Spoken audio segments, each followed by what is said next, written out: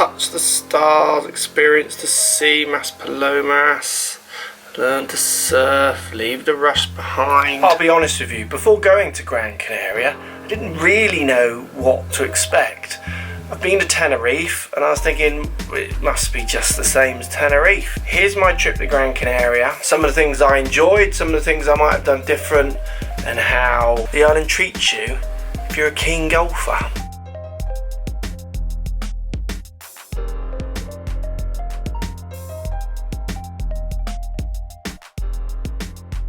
So day one, Gran Canaria, done. What an opening day. Early start, started at 2 AM, 4-hour flight down to Gran Canaria, bit of a windy landing.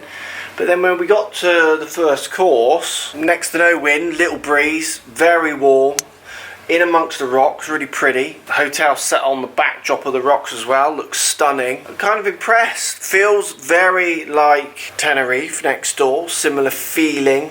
Obviously they're both Spanish islands, kind of rocky courses with the green fairways and tees. It's cut through the rocks, looks spectacular. Got lots of fun things planned for this trip, so golf and some other excursions as well. Looking forward to it. Very tired now though. Let's see what tomorrow brings.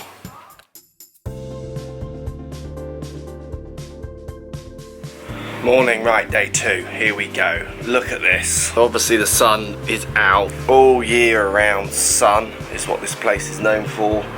Day two, we've got a fully sunny day again. Breakfast in the hotel was pretty spectacular this morning, to be honest. Looking forward to seeing what day two has to offer.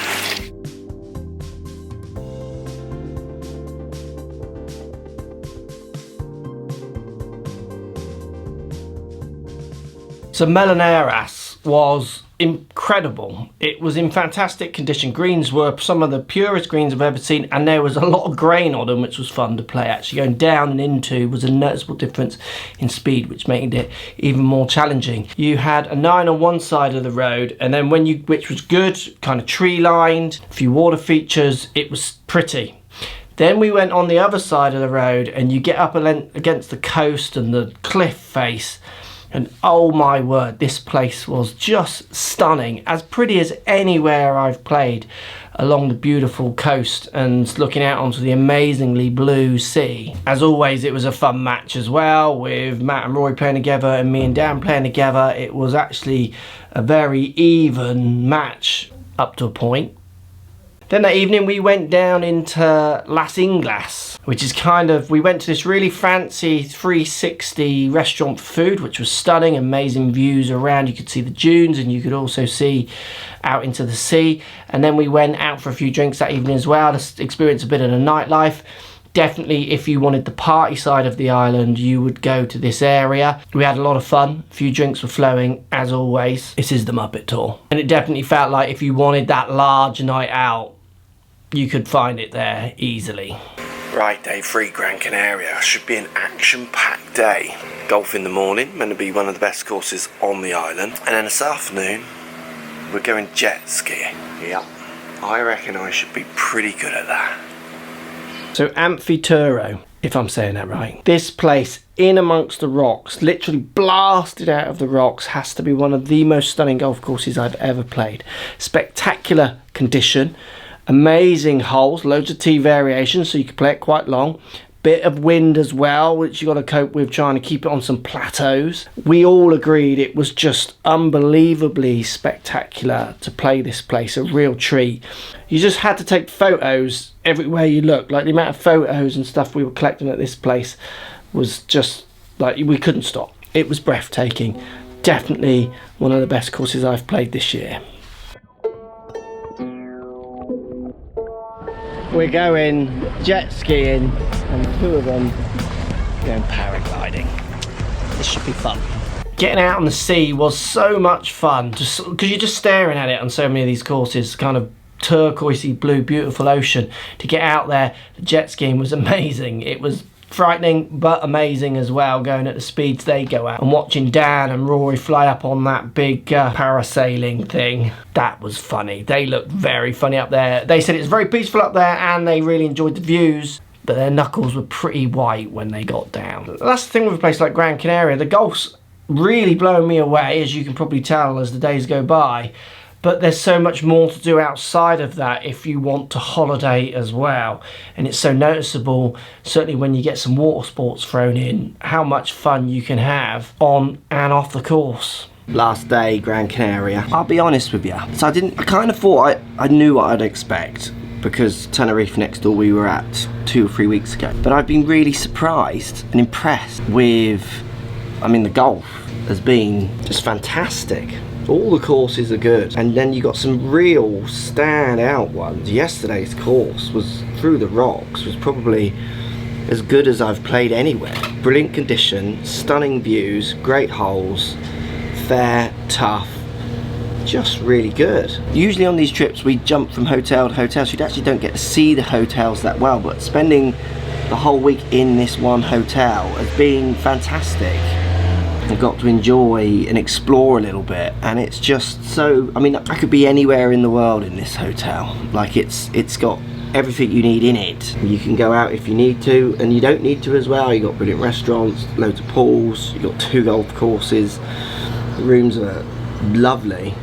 So we're heading to the north side of the island today, and I feel like the weather will change. It's interesting, Tenerife was the same, and Gran Canaria, really warm, sun all year round is the idea, and that's why I think these make such amazing holiday destinations. Another interesting point as well, point of this filming this video, we're in July. The courses are pretty calm to quite empty because it's the off season, but it's not too hot. It's a lovely heat, and you get great courses that aren't overly full and in great nick. But going to the north of the island today, like I say, the weather changes. It's windier, it's greener up there, rockier, and more deserty down in the south side. So it'll be interesting to see how this course plays today. I'm looking forward to going and seeing it. It's always interesting to get that jux in kind of weather and conditions from the south to the north on these islands.